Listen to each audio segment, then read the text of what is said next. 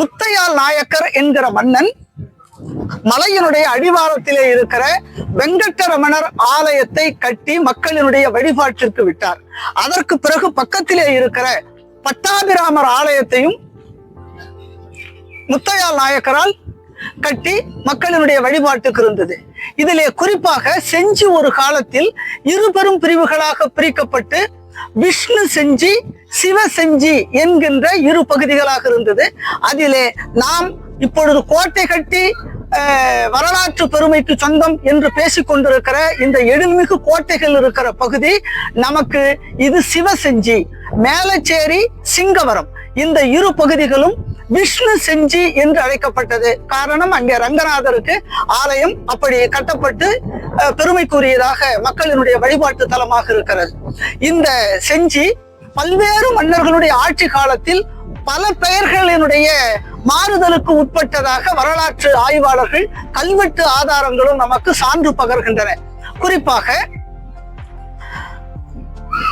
நம்முடைய நாயக்க மன்னர்களினுடைய ஆட்சி காலம், ஆனந்த கோனினுடைய ஆட்சி காலம், அதற்கு பிறகு சுல்தான்களுடைய ஆட்சி காலம், முகலாயர்களுடைய ஆட்சி காலம், மராட்டிய மன்னர்களுடைய ஆட்சி காலம் என்று பார்க்கிற போது ஒவ்வொரு மன்னர்களுடைய ஆட்சி காலத்திலும் ஒவ்வொரு பரம்பரையினர் இந்த மண்ணை ஆளுகிற போதும் செஞ்சியினுடைய பெயரை மாற்றினார்கள் என்கின்ற வரலாற்று குறிப்புகள் இருக்கின்றது.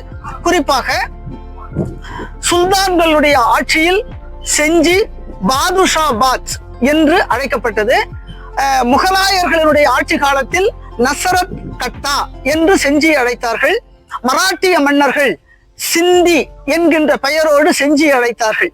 ஆனால் இந்த செஞ்சி என்கின்ற பெயர் வருவதற்கான காரணங்களை எங்களுடைய மூதாதையர்களும் முன்னோர்களும் வரலாற்று ஆய்வாளர்களும் பல்வேறு விதமான காரணங்களால் இது செஞ்சி என்று அழைக்கப்பட்டது என்பதை குறிப்பிட்டு எழுதியிருக்கிறார்கள்.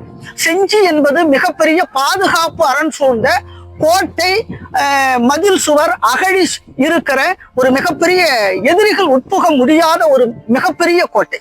அந்த கோட்டை மதில் அழகு பிரம்மாண்டமாக நீங்கள் பார்க்கிற இந்த மதில் எல்லாம் எதிரிகள் உட்புக முடியாத பலம் வாய்ந்த மதில் சுவரை கொண்டது. அதாவது இஞ்சி என்கிற தமிழ் சொல்லுக்கு மதில் என்கின்ற அர்த்தம். இஞ்சி சூழ் நகர் என்கின்ற அந்த பெயர் பிற்காலத்தில் இஞ்சினா மதில், அந்த இஞ்சி சூழ் நகர் தான் ஒரு காலத்தில் பின்னால் செஞ்சி என்று மருவி இருக்கலாம் என்றும், அனுமன் சஞ்சீவி மலையை இலங்கைக்கு தூக்கி சென்ற போது சிதறிய குன்றுகளாக இவைகள் இருந்தது என்று புராணங்கள் சொல்லுவதால் சஞ்சீவி மலையில் இருந்து பெயர்ந்து விழுந்த இந்த மலை